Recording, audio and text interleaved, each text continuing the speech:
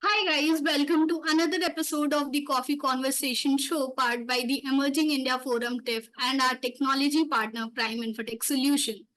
Today's series is the Emerging Entrepreneur and our today's theme is the art of blending learning from Billboards to EdTech. I am Jolly Singh, co-host at Coffee Conversation and associate at Prime Infotech Solution. And today we have with us Venkat Iyer, the co-founder and chief operating officer of Luma World, a pioneering venture at the forefront of game-based learning and technology in education. With a rich background in outdoor advertising, marketing, e commerce, and education management, Venkat brings a wealth of diverse experience to his role. Beyond his professional achievements, Venkat is a multifaceted individual with a passion for innovation, leadership, and making a positive impact in the world.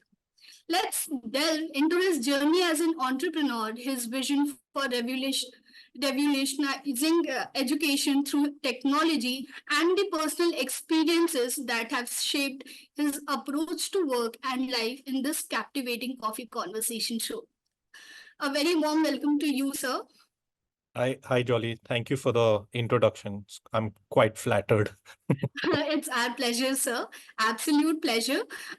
So our entire coffee conversation is divided in three parts. The first round is the professional question round. The second is the personal question round, and we wrap up the entire conversation with a very fun rapid fire round. This is how we will be like getting into the entire conversation.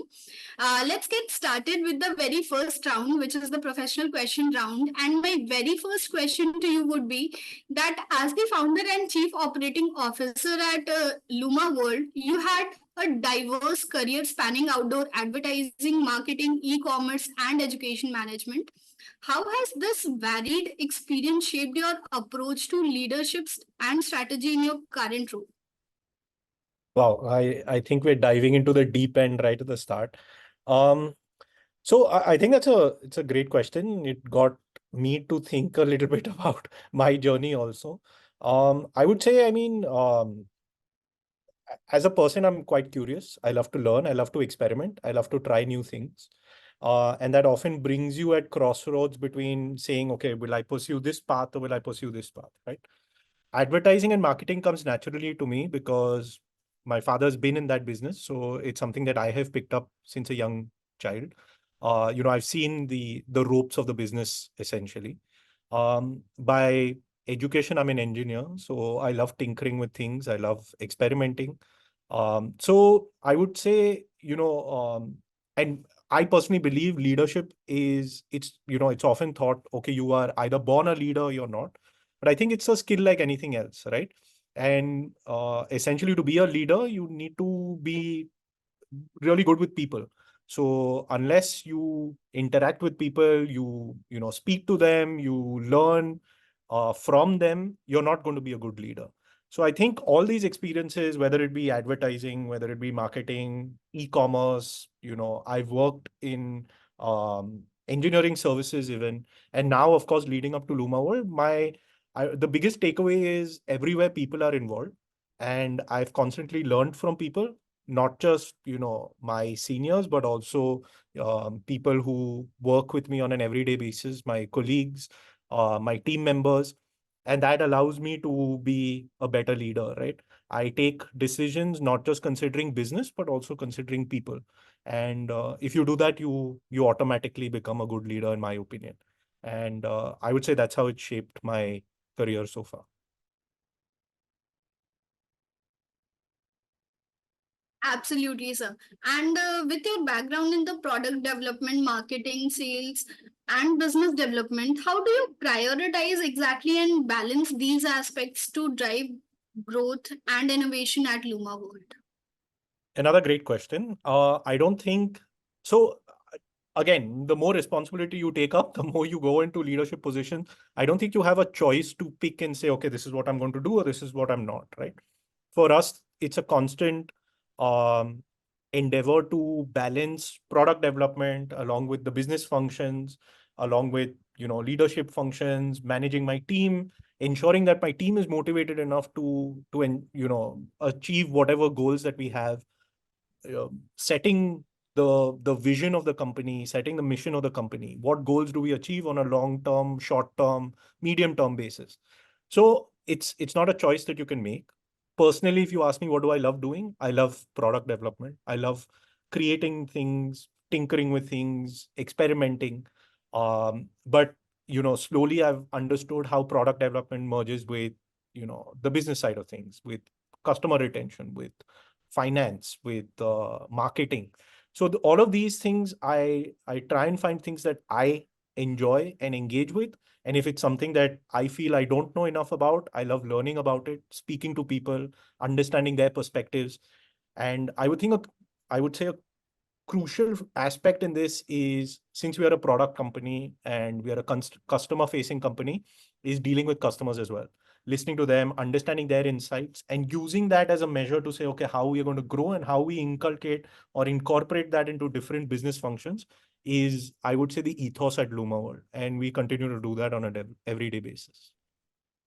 Can you share some insights into the process of blending game-based learning and technology to create innovative educational products at Luma World?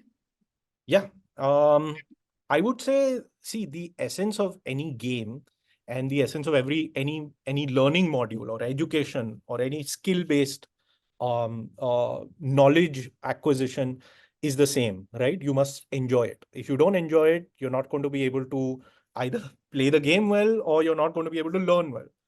And that is something that we bring together at Luma World, right? If you ask us what our secret sauce is creating fun experiences. If you have fun while playing and you have fun while learning, everything's going to be seamless, blended really well. You don't need to make the effort. And that's what we try and incorporate. For example, learners may not always know how to learn or what they have to learn or what is the metric of success in that process. We define that very subliminally. It's not evident to the learner. Like a kid, for example, is not going to look at a game and know, okay, acha, this is about multiplication, or this is about fractions, or this is about science, or this is about something else. We never want to do that, because if you do that, the first thing they're going to be like, oh my God, I don't want to do this. We tell them about, we tell them stories, or we tell them things that would be part of their imagination. Oh, this is a game about space. This is a game about dinosaurs. This is a game about history. This is a game about, adventure. Then as people get more and more involved in it, slowly the actions that they need to take must involve the skills that they need to perfect. So, you know what? You can land your spaceship on that planet, but you need to do maths to do that. Or you can explore that area of a map, but to do that, you must know, I don't know, you must answer these questions in a quiz. So a lot of these things are slowly what we incorporate. So the journey of completing the game, which is something that every player wants to do. Oh, I want to win this, or I want to conquer that, or I want to get to that end. That sense of accomplishment is achieved only through various learning objectives. And that's how we blend games and learning together, right? The end goal is victory, or it's I'm going to be better than others, or together as a team, we will win. But in order to achieve that, you must know the basics of whatever topic is there, whether it's maths, it's science, it's history, it's English, it's speaking, it's any sort of skill. Um, and that's the essence, that's a crux of game-based learning. And Abs- also what we do at Luma World. Yeah. Absolutely, sir. Also, there is very much awareness, especially among the young parents, about getting their child to learn while they are playing, to get more and more involved, to learn while they are playing games, or just to get their children games, or get their children engaged into some fun activities, which will also like developing their motor skills and uh, all of that. So Yeah. that is an added advantage, like how the current trend is going on. But given your expertise in advertising and marketing, how are you leveraging your skills to promote Luma World's educational offerings to reach a very wider audience? The existing audience is there, but what about like reaching beyond that part? So I think it's a great question, and it's something that we have thought about quite a bit, right? And I'm going to answer this in two parts. One aspect is you're absolutely right. There are a lot of parents who now begin to understand, and COVID has actually accelerated that, where they've seen their kids learn at home and they suddenly go like, wait, my child may not like a particular subject, but if it's presented in a certain manner, they're more than happy to take it up, right? And that's where games come in. When they see that their child is having fun doing something, and it also involves an educational perspective to it, they're benefiting out of it, then they push that product more to their child. So to give you an example, kids playing video games, um, parents might suddenly think, okay, why is my child spending all their time playing video games? And it may be good, may not be good, but they take the choice to say, you know what, I'm going to restrict that. But at the same time, our games essentially give the same kind of adrenaline rush or excitement in a child. But they prefer providing these games because it's quite exciting for them, right? Like the kid has fun, but they also learn core concepts of, let's say, academics or, life skills, moral values. So a parent looks at it and goes, okay, if I'm giving something that is going to be gamified, I'd rather give something that is beneficial for my child. So that is something that we have learned through our journey at Luma World, that parents are not averse to giving their children enjoyable stuff. It's about giving them things that they will benefit, or they perceive that they will benefit over a period of time. So now it's about how do you market a product like this to them, right? And the key thing here is we don't market it as a game. It's not like something, oh, you'll have fun, or it's not something like, okay, you're going to learn out of it.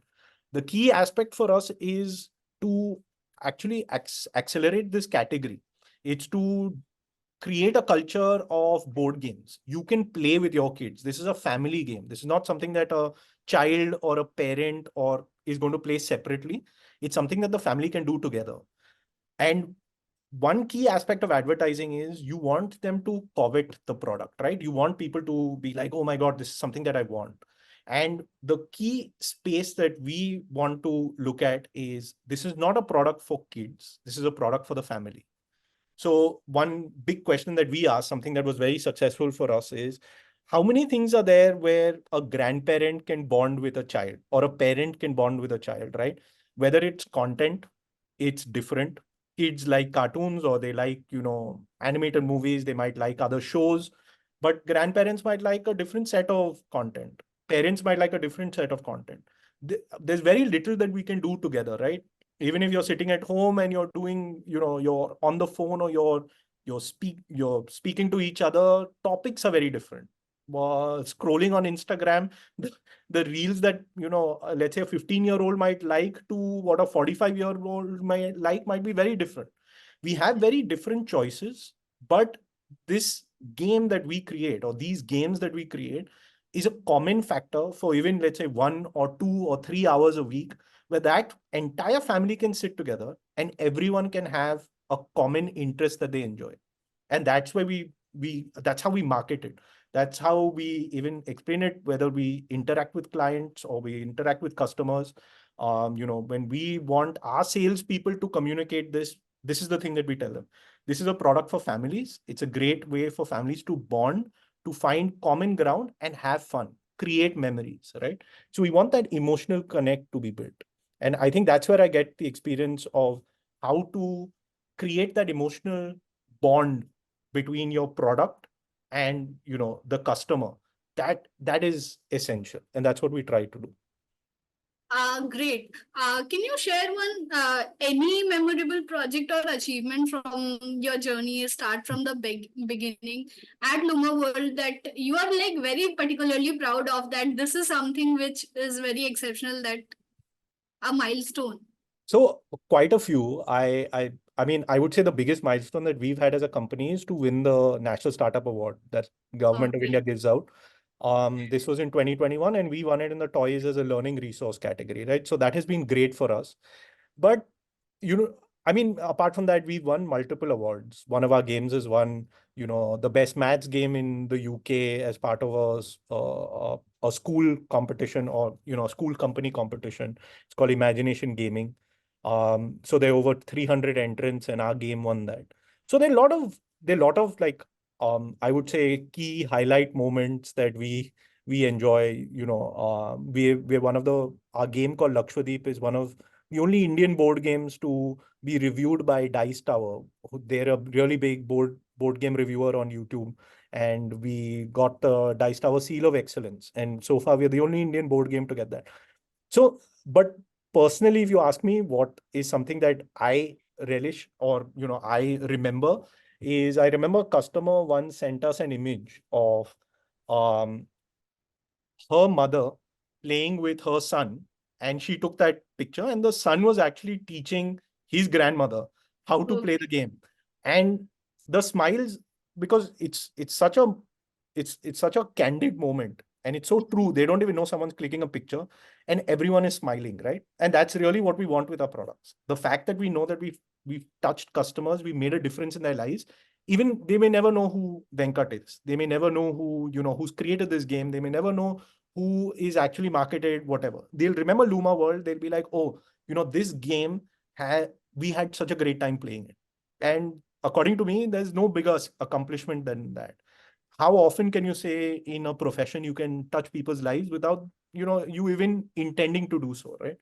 And I think that review and that feedback that the customer gave us motivates us to create better, bigger products as such. And I think my entire team really enjoyed that, and that was a big moment for us. Yeah, and like a very few moment ago, only you just said that what is that one thing that the grandparents and the child connect. Exactly.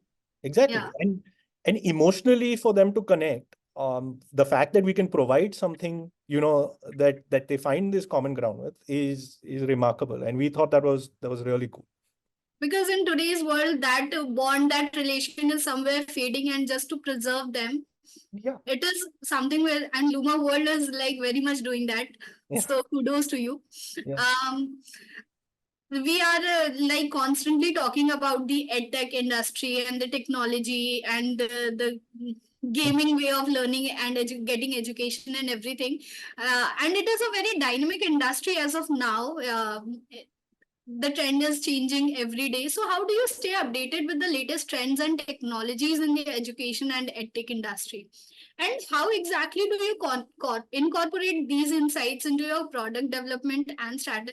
I am sure you are the CEO and everything. You have a team and they're dedicated for this purpose. And but how are you exactly contributing and like leading everything out and making sure that is the right way you are going with? How are you doing that? Yeah, again, great question. So I think it's important, and often we kind of muddle the lines and we let it overlap. That technology is both, I would say, a great way for us to connect and bond. It reduces a lot of gaps, but it can very quickly turn into, I don't want to use the word addiction because I don't think that's the right word, but it can turn into uh, almost a dependency, right? For example, back in the day when I was young, you could remember phone numbers, right? And I used to remember most of my friends' phone numbers, all of that. How many, even today, if you ask me, do you remember X or Y's phone number? No, I'm relying on the phone to do that, right? There's a dependency that's created. So at Luma World, I mean, from day one, we made it clear that we want to separate this. We want to listen to our customers. We don't create products where the kids use devices and they're actually using technology to play our products. We want our products to be physical, tangible products, right? And Yeah. that's a big leap because the whole world is moving. It's big on ed tech. Or don't you? If you're not learning through devices, you're not learning. But that's not the case. When we speak to our customers, when we speak to parents, when we speak to educators, they're like, we're a little worried to give our kids devices because we don't know how secure they are. And when we listen to that, we say, okay, we need to provide products that are physical and build social skills, build collaborative skills. You want to be talking to another human, not clicking on a device. And that's the essence of the game. So we incorporate technology heavily in product development, in our research, in our design, in our game testing, for example. We use tools that allow us to digitally test games, let's say, with someone sitting in the US or UK, Australia, and here, right? But at the same time, is that how we want our end customers to play the game? No. We use, advanced softwares to design, to create, illustrate the games, to use the artwork. We even use technology to distribute the games, right? Everything is almost automated from that sense, including, let's say, CRM softwares. We're a technology dependent company, but for smoothing processes for the customer experience. But our product itself is not dependent on technology, and that's how we always want to remain, moving into the future. Personally, if you ask me, how do I use technology? I'm a curious learner. I think technology allows us to get information at our fingertips. Sometimes, in the past, it would have taken years for me to access that information, but now I can do it in minutes, right? And it allows us to keep ahead of the game. It allows us to research, understand what are new developments that are happening in our sphere, both in learning as well as gaming. Another aspect that I personally like doing is visiting a lot of conventions, especially gaming conventions and conventions which incorporate technology with physical learning or physical gaming. So if I had to use, for the lack of a better word, phygital play, right? So the experience is still in person, you're playing with other people, but there might be an overlay of tech. That is something that really excites me. I think that's the future of learning and the future of gaming. And I like visiting a lot of conventions. So the Game Developer Conference that happens, IGDC, Indian Game Developer Conference, is something that I definitely attend every year. It happens usually in Hyderabad. So I love seeing that, where they've got the physical play and they overlay that with tech. And I feel like that's going to be a game changer in both learning and gaming as we move forward. Great. You mentioned like you winning in 2021 India's Startup Award and everything. It's a generational startup. Everybody is doing the people are encouraged for the startup and everything. Specifically, if we are talking about startups, there are a lot of startups in the education industry, in the gaming industry, because gaming industry is also at present at a great boom right now. So, what advice would you like to give to startups who are looking to make a very positive impact in the education sector and also like gaming sector? Yeah. So I think from if I start with the education sector, most of the startups, and something that we also, when we started off, we did, and then we soon realized that we were not on the right path, and then we need to really correct, right? Is EdTech, I feel one of the biggest problems that it has now, especially with this, almost like a funding winter, has come from the fact that most of these products are built from the sake of what a VC would like, or is it scalable, or is it distribution? Is it a model that will get to, a unicorn status or a decacorn status? It isn't looking at, is it solving the problem of who the end user is? Education, especially, the products that we make, or let's say edtech products, there's a unique proposition which is unlike any industry. The end user and the actual purchaser are two different people, right? So for example, a student might use it, but they may not be the ones who purchase it, especially if it's under, it's in the schooling or the K-12 bracket. It's usually a school that might purchase it, or it might be a parent that purchases it. So someone who's using it and someone who's purchasing it are two different people. But so you're essentially marketing to someone else, but you're actually creating for someone else.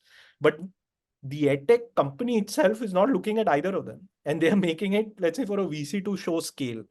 I think this discrepancy causes a lot of friction in their model. And I would recommend, I mean, my personal suggestion to anyone who's looking to create something in the education space is look at your user, look at the child. If they enjoy what is learning, if they enjoy the learning process, they enjoy that experience, then automatically the buyer, whether it's the parent or the school, is going to get invested in that product. And if your school or your parent is vouching for that product, automatically you will achieve scale. There's no doubt about that. And especially a country like India, volume is not our concern. It is about standing out, right? So you want to create good quality products that are safe for children, that are safe for learners, that benefit learners, that provide exactly solutions to the problems that they have, not solutions for what VCs want, or what PEs want, or what angel investors want. You need to solve for problems that your learners need. And if you do that, irrespective of what startup sector, if you're solving a problem for your end customer, it's bound to succeed. The other aspect is gaming, right? Yeah. Now we I mean, internally, this might be a bit radical, but we categorize games in two ways, right? One are mindful games and other are mindless games. It's not a critique or a criticism to any sort of game. It's just the kind of games that we look at. So there are some games where you don't really need to apply yourself or do anything. You just continue with actions and it's done and you have great time. Fine. There's a market for that. Mindful games is it constantly makes you think. At the end of the game, you're always going to question, how did I perform those actions? Can I do it better? Can I improve in the next way? Have I personally grown in during that experience? And those are the games I feel that are untapped. It may not get viral, but it may provide a very sticky audience. You might have a small community, but that community will vouch for your game over and over again, right? And a great example of that is Wordle. It's a quick game that people can play, but the audience may not be wide, but whoever plays that game will continue to do it for a really long span, and they will really believe in that product. Sometimes you want to create those kind of games.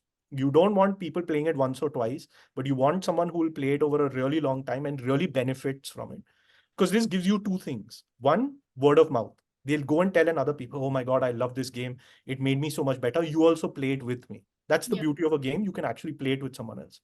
The other thing is it gives a sense of gratification to the player itself. Oh my god, I achieved I something. achieved. And that is crucial because it helps you to you know push other or similar games to them. They are always on the lookout for it. Absolutely. And that is like, it's not radical exactly. You are like just hitting the right spot, the right reality. Let's say the reality check of the that everyone needs. So yeah, that is there. Yeah. How has Startup India schemes and initiatives helped your startup company? Because there is a lot right now. Yeah. So um Of course, I mean, the biggest initiative was the startup award. That has helped us tremendously. I mean, the fact that we won it, we were given the opportunity. I mean, like, no, the fact that Startup India brings, however big a startup you are, whatever stage you are, with another one who, we were probably just beyond the idea stage. We just launched our products and we applied for it. And we still got a voice, you know, around thousands of startups that exist. To build that level playing field, I think that is tremendous. Otherwise, we are never going to be known or recognized. It gives us validation. It gives us motivation to continue doing what we do, right? And apart from that, I mean, it gives us access to resources. I think, like for example, a company like ours requires BIS certification, right? So Startup India gives you, a lot of benefits as an MSME or as a smaller company that may not have access to a lot of funds, but it gives you guidance, it gives you support, it gives you an idea or network opportunities to find similar startups or other companies that might require our services. So I feel the network or the web that it gives you access to is probably one of the biggest things we've benefited of. Um, great. Looking ahead, what are your goals and aspirations for Luma World, and how do you envision the company's growth and impact in the future coming years? Yeah. I would say one of our long-term goals is to create a brand, an Indian brand that can create global products, right? Whenever we speak to, let's say, game designers abroad, first thing they say, oh, the games that they cite are Western games. But we feel like Indians are just as creative. We can create just as good products. We can create products for the entire world, not just for India. And we want to be an Indian brand that is recognized globally for, creating games or for educational products. That is our biggest goal, I would say. The other thing is, like I mentioned earlier, we are not a tech averse company. We want to find that right blend of technology and gaming and learning. What is that ideal sweet spot that we can make, right? And we want to be an innovative, an innovative company doing that. Can we create this tech product that can also help or benefit kids or learners, but at the same time create an enjoyable experience where people can bond, create memories, but also develop social skills, thinking skills. And most importantly, can we make them responsible? Understand that, you need to be good to other people, you need to be good to the environment. We want to create responsible innovators and thinkers. So I would say that is something that we're really looking forward to doing. Great, that was great. That is it for the professional questions round. We are towards our next round, which is the personal questions round. And the very first question, you are into like developing games for the children and everything. You were a children. You not necessarily, but now also as an adult, are you into games? What kind of games you like to play, and is it addictive to you too? Yeah. And Okay. I think that's one of the key things. Even when, let's say, for example, when we hire people at Duma, the first thing we look at is, we are all kids at heart, right? However Yeah. old you are, you must, we still play board games. Of course, the kind of games that we played maybe when I was a kid and now has changed. But my co-founders and I, we are passionate board gamers. We are hobby board gamers. We look at strategy games. We love doing that. And that's something that I enjoy. We have a collection of, let's say, 100, modern strategy board games from all over the world. We play that, whether these are card games, they could be, like some of them are deduction games, or some of them are strategy games, some of them are economic games. We like doing it. And I think that also gives us a very deep understanding of what our users or customers might experience. Yeah. And we want to, how do we replicate that into our games, right? Yeah, so to answer your question, we love gaming, and I personally love doing that. We're curious. We love to keep up to date with a lot of the trends that revolve around both learning as well as gaming. Great. Even like I am really shocked to know that like there exists 150 or more board games. So that is a shocking information for me. Like we know a few very common ones that we have like grown playing with. So yeah. Um Beyond your professional endeavors, what are some of the interests and hobbies that you are very passionate about? Gaming is like one of it, but yeah. Yeah, playing board games is definitely, I would say, one of it. I love doing it both, with family and with friends. Yeah. So my wife is now a board gamer because of me. Uh, Okay.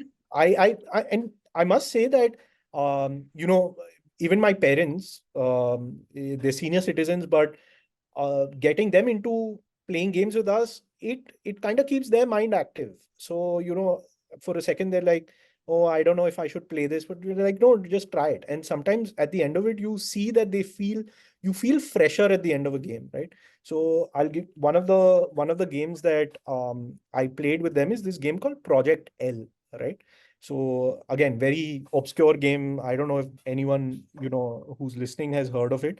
It's a game about, think of Tetris, but as a board game. So you need to put shapes and, Okay. tiles, etc. But it helps develop a lot of spatial awareness. Okay, which piece will fit there? But I can't actually place the piece and see. So I actually need to imagine and say, okay, which one is actually going to do that? That gets your mind thinking. So I love doing any sort of interest or hobby that makes you think, right? So games is one of them. I love reading. So that's something that I've done from a young age, and I continue to do that. Um, just I'm curious by nature, so love picking up new pieces of information skills. I'm also passionate about football. I support Manchester United. So Okay. right now that's a standing joke because they're not doing too well. Yeah. But Yeah. but yeah, but I really like football. I love watching football. I love the technicality of football, but I also just, it's a good relaxation thing over weekends or, whenever matches. So, like, it can be said that these bits and pieces helps you unwind and recharge after a very long day at work. Yeah, Yeah. absolutely. Yeah, I mean, I also like watching a lot of content on Netflix or OTT. Most of these are either nature documentaries, so I love watching things about the planet and wildlife. Okay. Or I also like murder mysteries, so I like watching So, crime like, you're thrillers. not into very much into very fictional contents. Yeah, if it's a crime thriller or a murder mystery, I like it. Like there's suspense and who's done it and all of that. I like that. Uh, Uh, or wildlife documentaries I like. So either end of the spectrum, I guess. okay. Um, do you like to travel? If yes, like, what has been your memorable travel experience, and has it like in any way influenced your perspective of life and work?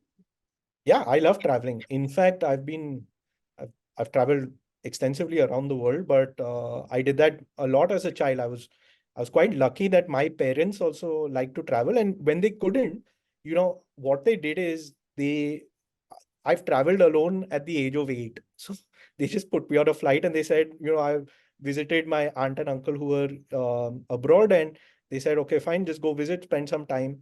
But what that does is traveling at a young age um, kind of expands your horizons. It helps you to understand how the world is. I like to call it breaks the frog in the well syndrome. Sometimes you're a frog in the well and you think, okay, this is where you live, but there's Yeah, an ocean out there.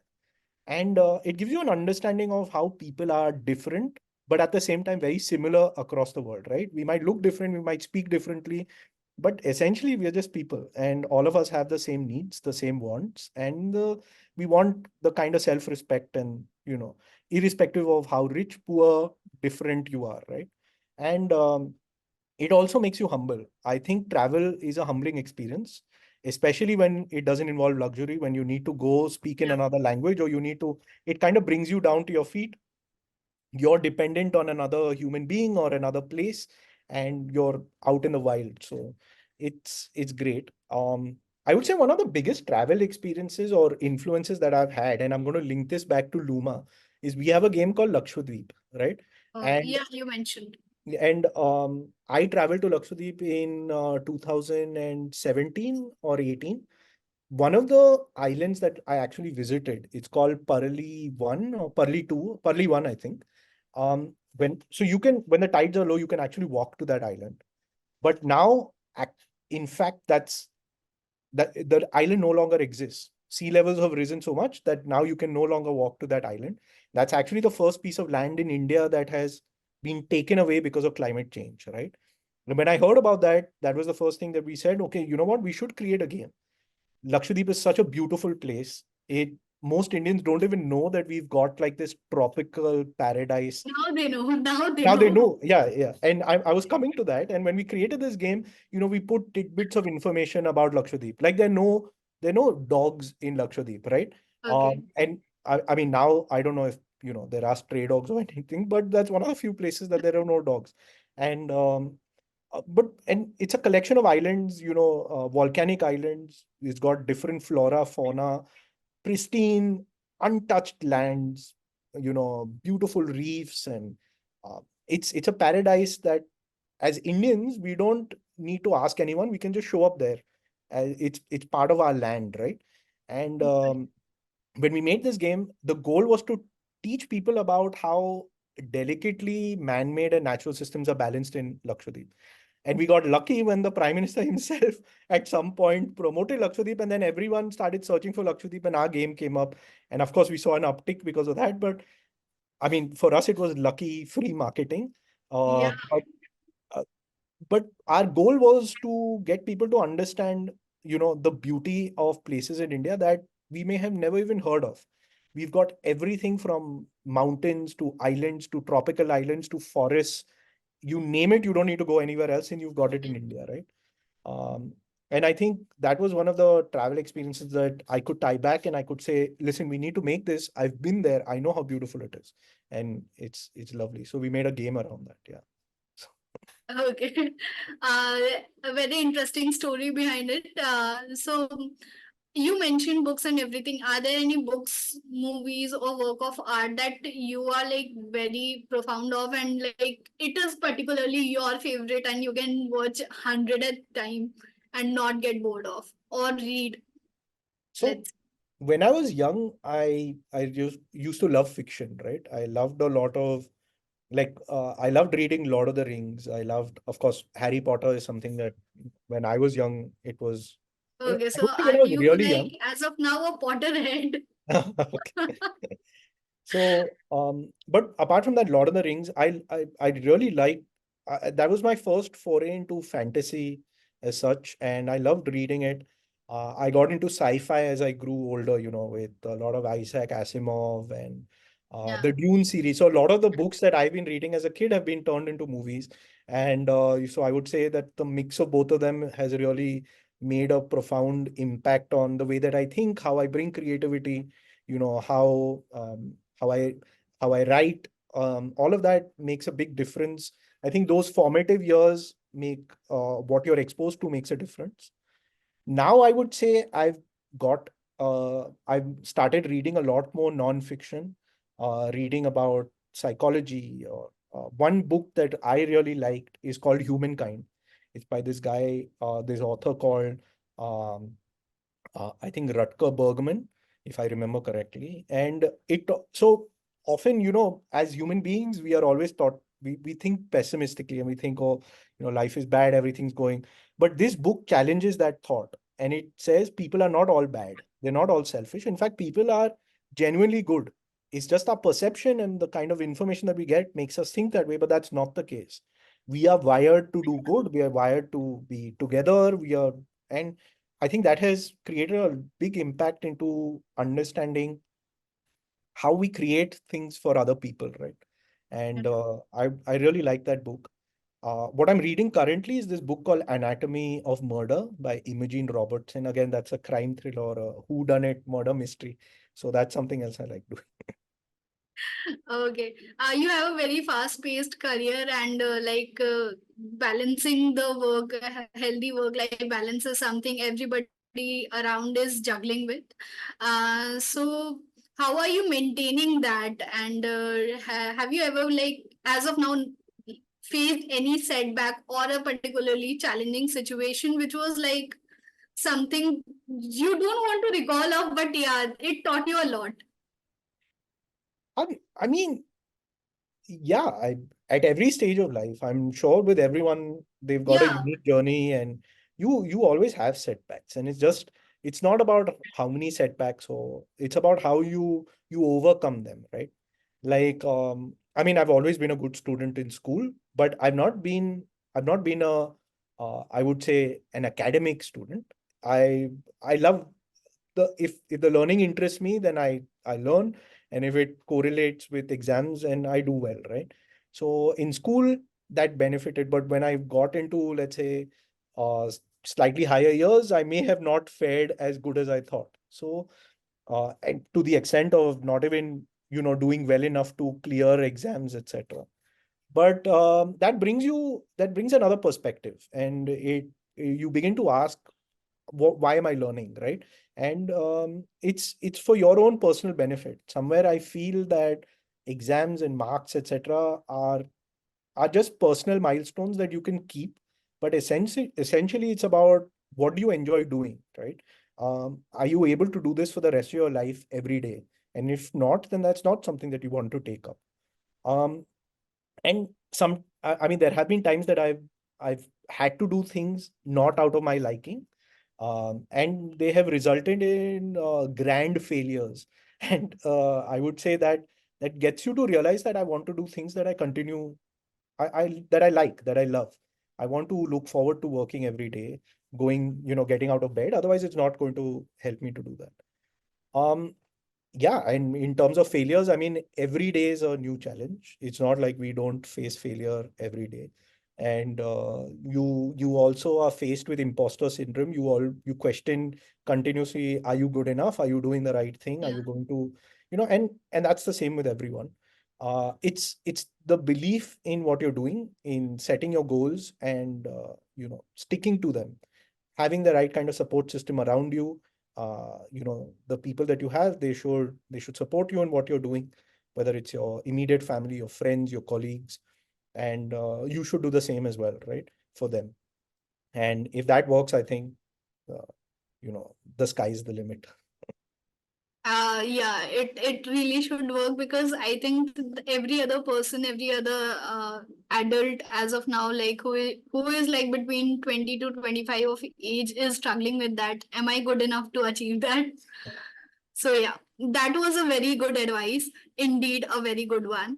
Um, so my very last question to you would be that if you could ever give your younger self one piece of advice, what exactly it would be? One piece of advice might be tough. So I, I think about this a lot. Like, what would I have done Okay. differently when I was younger? And since you mentioned 20 to 25, there are three pieces of advice that I would give anyone of that age group, right? One is take risks. At that age, you're often afraid, oh my God, if I do this and if, you know, things don't work out, that's the end. It's never the end. I mean, in fact, the experience that you get by failure in those ages will help you, later on in your life. Um, I wouldn't say I took the risk and I failed. I happened to fail out of chance, but those failures have helped make who I am today. So I would say take risks. Don't be afraid of failure while taking those risks, right? They're going to pay off tremendously in your life. The other thing is be true to yourself.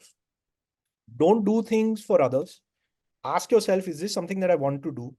And don't compare yourself to others' journeys. Everyone's got their own thing, but be true to yourself. Is this something that I want to do? Is this something that I can do? Is this something that is, possible? And if so, do it for yourself, right? And the third, and I would say the biggest advice that I would be is, if you can't be anything, don't look at success, don't look at money.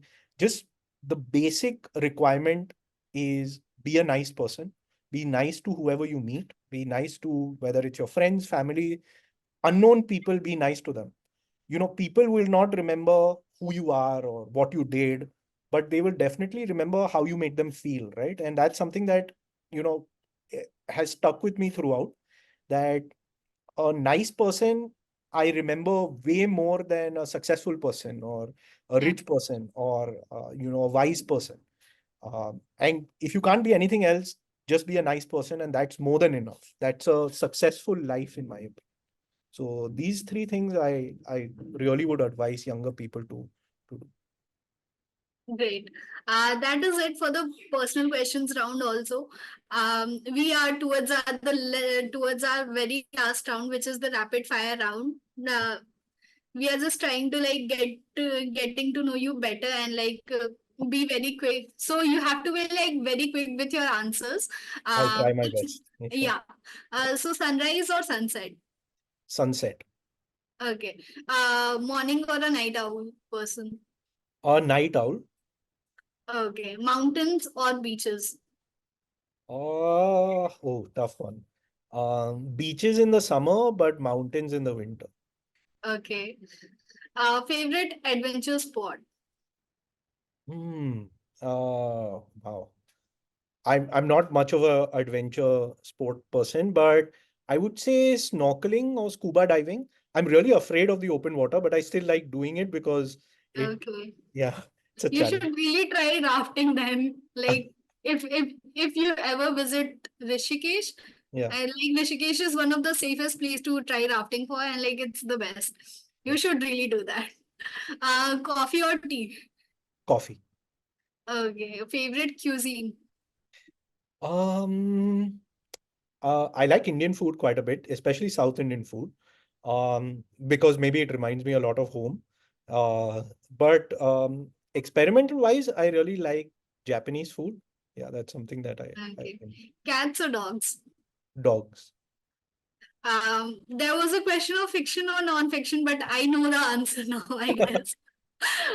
Favorite movie or TV show? Ooh, favorite movie would probably be Shawshank Redemption. I really like that movie, and also that was one of the first big movies that I saw. Favorite TV show? Mindhunter. Yeah, I really like Okay. that. Yeah. I think I have heard of that. Yeah. One thing you can't live without. One thing I can't live without, board games, I would say. No. Okay. But I think with if there was no more things to learn, I think yeah, that wouldn't be possible. I'm constantly curious and I want to get more information. The very common answer is like mobile phone. I think like I thought for a second that you might be going to say that, but a great answer. Uh, if you could have a dinner with any artist of your choice, who would it be and why? Artist. So one person I really want to meet and learn from is a football manager, an ex-football manager of Manchester United, so Alex Ferguson. Okay. So he's definitely an inspiration.